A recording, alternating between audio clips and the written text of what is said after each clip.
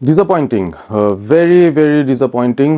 বাংলাদেশ আরও একটা match result বের করতে না পারার আক্ষেপ নিয়ে, প্রতিপক্ষের চেয়ে বেশি সংখ্যক শট নিয়ে, মোটামুটি প্রেসিংয়ের দিক থেকে বা এফোর্টের দিক থেকে, ওয়ার্ক রেটের দিক থেকে 110% দেওয়ার পরেও রেজাল্টটা ঘুরে ফিরে একটা পরাজয়, রেজাল্টটা ঘুরে ফিরে 1-0 একটা ডিফিট।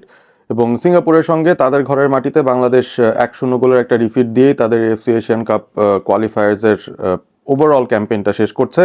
5 পয়েন্ট নিয়ে বাংলাদেশ এই ক্যাম্পেইনটা শেষ করলো। এবং সিঙ্গাপুরের এগেনস্টে এই ম্যাচটায় আবারও আমরা স্টার্টিং 11 থেকেই প্রশ্নের সম্মুখীন হচ্ছিলাম, কারণ ভিয়েতনামের সাথে ম্যাচে শ্রাবণকে খেলানো হয়েছিল গোলকিপার হিসেবে, এই ম্যাচে আবার দেখলাম মিতুল মার্মাকে রাখা হয়েছে। সুতরাং আমি জানি না যে কাবরেরা কেন এভাবে রোটেট করাচ্ছেন তার ডিফেন্সের প্লেয়ারদের বা কিপারদের স্পেশালি, যেটা আমরা সাধারণত অন্য কোনো জাতীয় দলের ক্ষেত্রে বা এরকম অবস্থায় দেখিও না।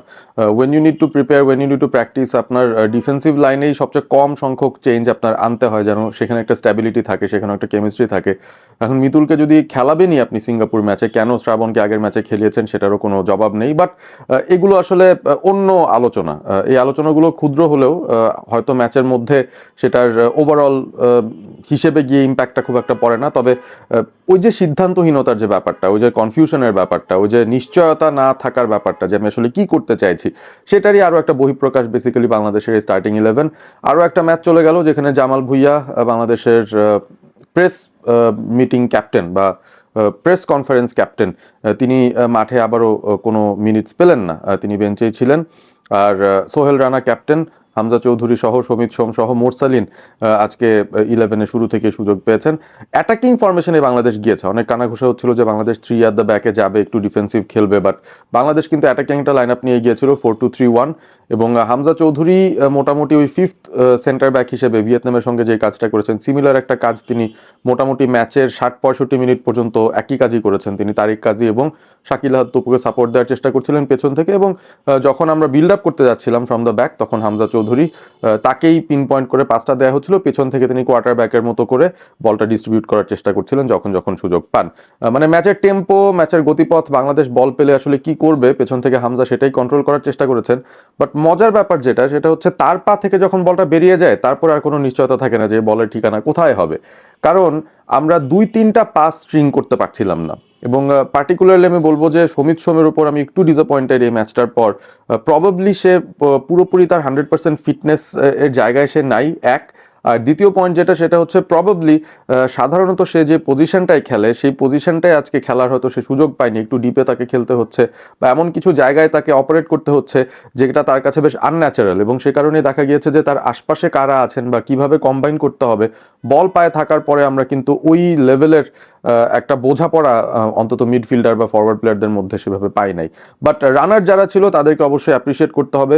রাইট উইংয়ে আজকে ফাহমিদুল শুরু করেছিলেন, এবং তুলনামূলকভাবে যে একটু ইনএক্সপিরিয়েন্স ছিল সিঙ্গাপুরের লেফট ব্যাক, তাকে কিন্তু বেশ প্রবলেম দিচ্ছিলেন ফাহমিদুল শুরু থেকে, বেশ কয়েকবার তাকে বিট করেছিলেন ফাহমিদুল, ভালো কিছু ক্রস ডি বক্সে ঢুকিয়েছেন। বাট ওই যে পেনাল্টি এরিয়ার মধ্যে ক্রস ঢুকালেও লাভটা কি, বাংলাদেশে তো ফরওয়ার্ড নাই। এক রাকিব ছাড়া এই এশিয়ান কাপ কোয়ালিফায়ার্সে বাংলাদেশের অন্য কোনো ফরওয়ার্ড কিন্তু সেভাবে গোল দিতে পারেনি। মোরসালিন ইন্ডিয়ার সঙ্গে গোলটা দিয়েছিল, বাট এই জায়গায় ফাহিম ছিল, এই জায়গায় ফাহমিদুল ক্রস মারছিল, এই জায়গায় মোরসালিন ছিল, কেউই আসলে অতটা এফেক্টিভ হতে পারেন নাই। এবং আপনি যদি স্ট্যাটস দেখেন, নিশ্চয়ই স্ট্যাটস আপনাকে অনেক অন্যরকম একটা ইমপ্রেশন দেবে যে হ্যাঁ, বাংলাদেশের টোটাল নাম্বার অফ শটস পুরো ম্যাচে সিঙ্গাপুরের চেয়ে বেশি ছিল, বাট তাতে লাভটা কি? আপনি আকাশে বাতাসে মারছেন, আপনি অডিয়েন্সের মাথার মধ্যে টার্গেট করে বলটা মারছেন। এই ধরনের ফিনিশিং বাংলাদেশের ছিল অনেকটা, একদম দূরপাল্লার রেঞ্জ থেকে সোহেল রানা শট নিচ্ছেন, দূরপাল্লার রেঞ্জ থেকে ফাহিম চেষ্টা করছেন, অনেক দূর থেকে একটা দূরপাল্লার শট সাদুদ্দিন চেষ্টা করছেন তার উইক ফুটে, মানে অদ্ভুত কিছু ঘটনা আমরা ঘটতে দেখেছি। এবং এই সিচুয়েশনগুলো আসলে দেখলে আপনি একটু ফ্রাস্ট্রেটেড হবেন ডেফিনেটলি। আর আপনার কাছে আসলে মনে হবে যে হামজার কোয়ালিটির একজন ফুটবলার বাংলাদেশে আসাতে অবভিয়াসলি বাকিরা একটা বুস্ট আপ পাবে, বাট আফসোসটাও আর একটু বাড়ে, কারণ এক্সপেকটেশন একটু বেড়ে যায়।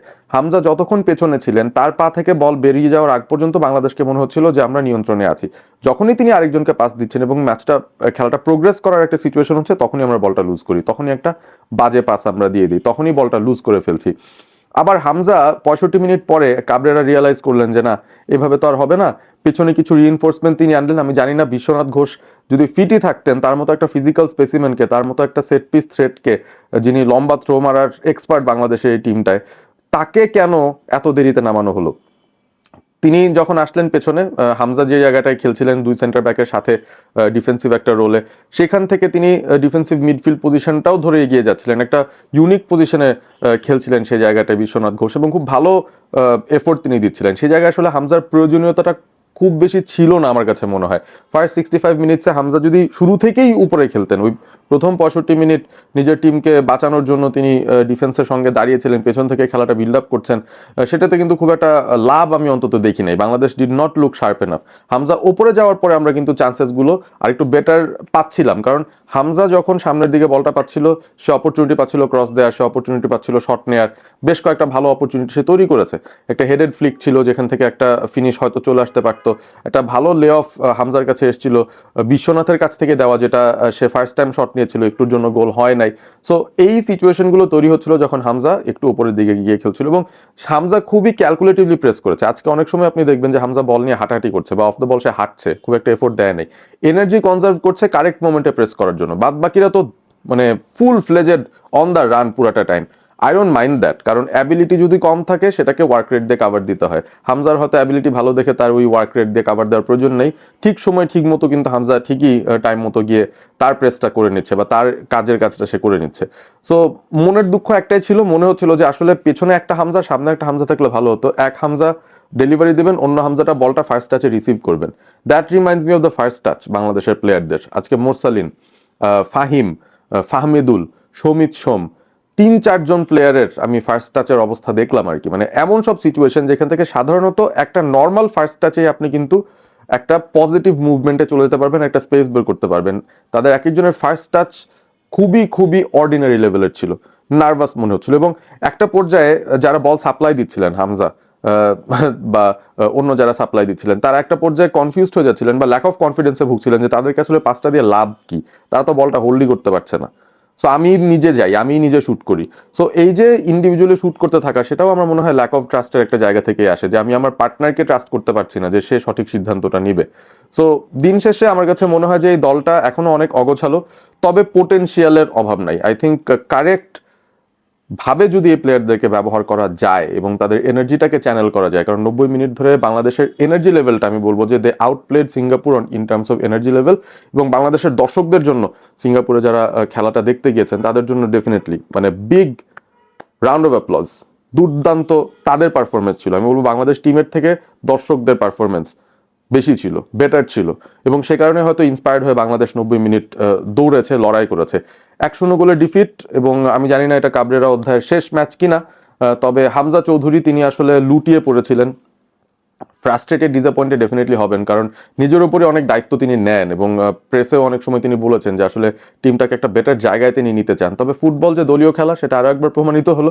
এক হামজা দিয়ে আমাদের কিন্তু খুব একটা লাভ হবে না ইন টার্মস অফ রেজাল্টস। একটুখানি খেলার মধ্যে উন্নতির ছাপ আমরা হয়তো পাবো, তার থেকে ইন্সপায়ার্ড হয়ে বাকিরা হয়তো একটু বেশি এফোর্ট দিচ্ছেন, বাট কোয়ালিটির অভাব সিঙ্গাপুরের সঙ্গে আমাদের, সেটা কিন্তু এখনো পর্যন্ত এই গ্যাপটা পূরণ করা সম্ভব হয়নি। এবং এবারের এশিয়ান কাপ চ্যাম্পিয়নশিপসের যে কোয়ালিফায়ার্সটা রয়েছে, সেটাও বাংলাদেশের জন্য একটা আই ওপেনার, যে পরের বার আসতে হলে রেজাল্ট বের করার জন্য যা করা লাগবে we have to go and do that. গত দুটো ম্যাচ থেকে আমরা কিন্তু কোনো গোল দিতে পারিনি যখন থেকে রাকিব খেলছেন আমাদের টিমে। We need to find goal scorers, or we need to find another Hamza Chowdhury. দেখা যাক, সাফের টুর্নামেন্টটা আসছে জুন মাসে, এবং বাংলাদেশ সেই টুর্নামেন্টে অনেকেই বলছে তারা ফেভারিট। আমি জানি না, অত জলদি আমি সে জায়গায় যাব না, বাট তার আগে সমাধান করতে হবে কোচের প্রবলেমের। হেড কোচ কাবরেরা থাকছেন কি থাকছেন না, সেই বিষয়টাই হয়তো এখন পরবর্তীতে বাংলাদেশ ফুটবলের মূল প্রশ্ন হয়ে দাঁড়াবে। ভিডিওটি ভালো লেগে থাকলে অবশ্যই বন্ধুদের সঙ্গে শেয়ার করবেন, কমেন্ট করে জানাবেন এই ম্যাচটা নিয়ে আপনাদের ওভারঅল অভিব্যক্তিটা কি ছিল, এবং কেমন এনজয় করলেন বাংলাদেশের এই ম্যাচটা সিঙ্গাপুরের এগেনস্টে। ভালো থাকবেন সবাই, সাবস্ক্রাইব করবেন অল স্পোর্ট এবিপি।